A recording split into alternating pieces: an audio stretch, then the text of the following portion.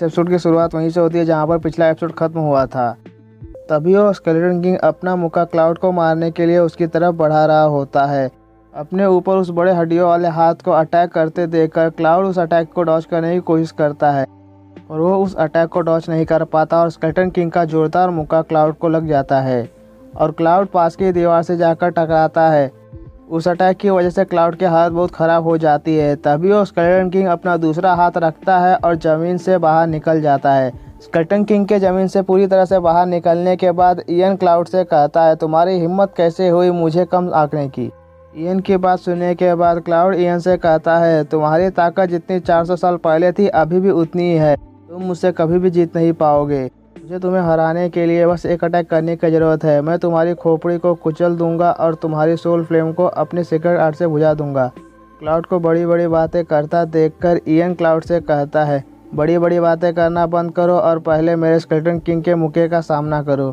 Cloud Ian से कहता है, अपने भाग्य को स्वीकार कर लो, अब तुम मुझे छू भी नहीं पाओगे। इतना कहते क्लाउड अपने सीक्रेट आर्ट टेम्पेस्ट मोड को एक्टिवेट कर देता है। टेम्पेस्ट मोड के एक्टिवेट होते ही क्लाउड से जो ब्लू फ्लेम निकल रही होती है वो और भी तेज हो जाती है। क्लाउड की बढ़ती हुई ताकत को देखकर एलिस कहती है, अब ये कोई इंसान नहीं है बल्कि अब ये कोई आदमखोर जानवर बन गया है। जैसे ही क्लाउड की ताकत बढ़ती है वो तुरंत इयन पर अटैक कर देता है। क्लाउड के अटैक का जवाब देते हुए इयन उस पर अटैक करता है। क्लाउड के अटैक का जवाब देते हुए इयन भी उस पर अटैक कर देता है।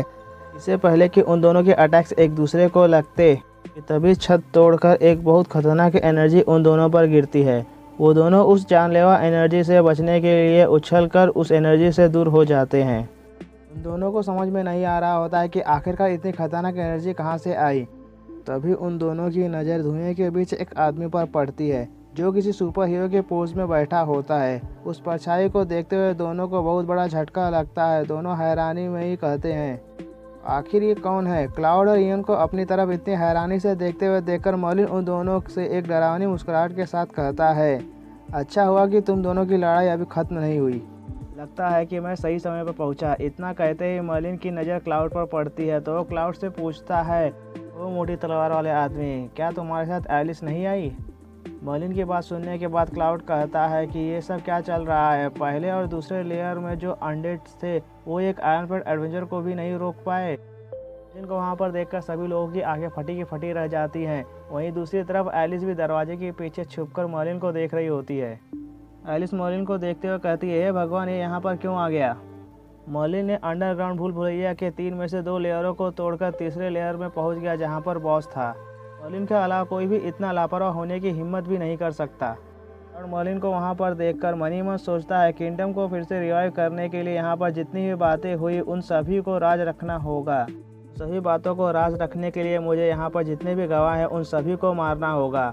क्लाउड अपनी तलवार उठाकर मर्लिन को मारने ही वाला होता है कि तभी इयन मर्लिन के पास आता है और मर्लिन से कहता है, तुम कौन हो, तुम्हारी हिम्मत कैसे हुई मेरे इंटरनल रेस्टिंग प्लेस में घुसने की। इतना कहते ही इयन स्केलेटन किंग को मर्लिन पर अटैक करने के लिए कहता है।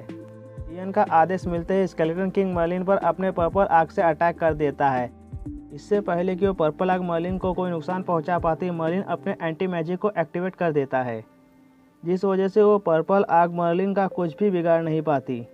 ये देखे इयन और क्लाउड की हवाइयाँ उड़ जाती हैं। इसके बाद इयन मर्लिन को देखते हुए कहता है, मेरा मैजिक इसे छू भी क्यों नहीं पाया। इयन के साथ साथ क्लाउड को भी कुछ भी समझ में नहीं आ रहा होता है कि अभी अभी क्या हुआ। एलिस भी गेट के पीछे से मर्लिन के एंटी मैजिक को देखते हुए कहती है, मर्लिन का एंटी मैजिक सच में बहुत ताकतवर है। इस एंटी मैजिक की वजह से चर्च को उसके मिशन में बहुत बड़ा नुकसान हुआ था। एलिस ये सब बातें बोल ही रही होती है कि तभी मर्लिन इयन से कहता है, तुम्हारे पास दिमाग नाम की कोई चीज़ है कि नहीं। जब मैंने तुम्हारे ऊपर पहले अटैक नहीं किया तो तुमने मुझ पर क्यों अटैक कर दिया। इयन मर्लिन से कहता है, तुम कौन हो और तुमने अभी क्या किया जो मेरा मैजिक फेल हो गया।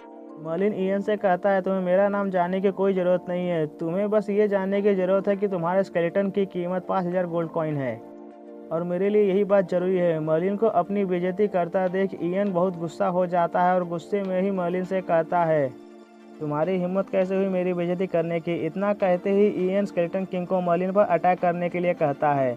इयन का आदेश मिलते ही स्केलेटन किंग मर्लिन पर अटैक कर देता है। स्केलेटन किंग को अपने ऊपर अटैक करता देख मर्लिन जरा सा भी नहीं घबराता, उल्टा वो मुस्कुराने लगता है तभी स्केलेटन किंग का जोरदार मुक्का मर्लिन को लग जाता है। स्केलेटन किंग के मुक्के की वजह से वहाँ पर बहुत बड़ा धमाका होता है। धमाके की वजह से जो भी फोर्स निकलती है उस फोर्स से क्लाउड अपनी तलवार के पीछे छुपकर बचता है। स्केलेटन किंग के मुक्के की ताकत देखकर क्लाउड कहता है अब वो खत्म हो जाएगा, यहाँ तक कि मैं भी स्केलेटन किंग के मुक्के की पूरी ताकत का सामना नहीं कर सकता। इतना कहते ही क्लाउड किसी चीज़ को देखकर डर जाता है। तभी सभी लोगों की नज़र मर्लिन पर पड़ती है और वो लोग मर्लिन को देखते ही हैरान परेशान हो जाते हैं, क्योंकि मर्लिन स्केलेटन किंग के इतने ताकतवर अटैक से बच ही नहीं गया था, बल्कि उसने स्केलेटन किंग के इतने ताकतवर मुक्के को रोक भी लिया था। ये देखकर एलिस को भी बहुत बड़ा झटका लगता है और हैरानी में ही कहती है इसके एंटी मैजिक के जैसे ही इसकी शारीरिक शक्ति बहुत ज़्यादा स्ट्रांग है। वहीं दूसरी तरफ क्लाउड और इयन दोनों के मुख हैरानी के मारे खुले के खुले रह जाते हैं। उन दोनों को समझ में ही नहीं आ रहा होता है कि एक इंसान स्केलेटन किंग के अटैक को कैसे रोक सकता है। तभी इयन अपने शौक से बाहर आते हुए मर्लिन को देखते हुए कहता है असंभव, ऐसा कैसे हो सकता है कि कोई इंसान स्केलेटन किंग का सामना कर पाए। मर्लिन इयन से कहता है तुमने जिस चीज़ को समन किया है वो बहुत इंटरेस्टिंग है। इतना कहते ही मर्लिन स्केलेटन किंग के हाथ को इतनी ज़ोर से दबाता है कि उसके हाथ के टुकड़े टुकड़े हो जाते हैं, जिस वजह से स्केलेटन किंग को बहुत दर्द हो रहा होता है। वो दर्द के मारे जोर जोर से चिल्लाने लगता है। स्केलेटन किंग को यूं चिल्लाते हुए देखकर इयन की भी आंखें फटी की फटी रह जाती हैं। फिर मर्लिन अपनी तलवार तानते हुए स्केलेटन किंग और इयन से कहता है तुम एक बेकार अनडेड हो और तुम्हारे जैसे लोगों को मैं हेल में भेजता हूँ। इतना कहते ही मर्लिन इयन और स्केलेटन किंग पर अपनी तलवार से अटैक कर देता है। मर्लिन अपने एक ही अटैक से स्केलेटन किंग के साथ साथ इयन को भी मार देता है।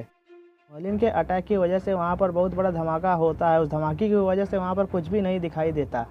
जैसे ही वहाँ पर धुआं साफ होता है तो वहाँ पर इयन की हड्डियों के साथ साथ उसका मुकुट भी बचा होता है। इयन की हड्डियों को देखते हुए एलिस कहती है मुझे लगा था कि स्केलेटन किंग मर्लिन को कड़ी टक्कर देगा, पर मैंने ये नहीं सोचा था कि मर्लिन इसे भी एक ही अटैक में मार देगा। वहीं दूसरी तरफ क्लाउड के मन में बहुत सारी बातें चल रही होती हैं। वो मन ही मन सोचते हुए कहता है चारों हीरोज़ मिलकर भी इतने ताकतवर इंसान का मुकाबला नहीं कर सकते। अगर इसके जैसा ताकतवर इंसान मैजेस्टी के अंडर काम करता है तो क्लाउड मर्लिन को मैजेस्टी के अंडर काम करने का ऑफर देने वाला होता है कि दूसरी तरफ मर्लिन इयन को मारने के बाद कहता है अब इनाम के 5000 गोल्ड कॉइन मेरे होंगे। मैं आसपास थोड़ी नज़र मार लेता हूँ, शायद मुझे कोई कीमती खजाना ही मिल जाए। इतना कहते ही मर्लिन कुछ कदम आगे बढ़ा ही होता है कि तभी उसे उसके पैरों के नीचे कुछ महसूस होता है। जैसे ही मर्लिन अपना पैर हटाकर देखता है तो उसे उसके पैरों के नीचे एक चाबी दिखाई देती है। जैसे ही मर्लिन उस चाबी को उठाने जाता है वैसे ही क्लाउड भी मर्लिन को मारने के लिए अपनी तलवार लेकर मर्लिन की तरफ दौड़ पड़ता है। और ये एपिसोड यहीं पर ख़त्म हो जाता है। अगर आप लोगों को हमारा वीडियो पसंद आया तो हमारे वीडियो को लाइक कीजिए और हमारे चैनल को सब्सक्राइब कीजिए। Thank you for watching.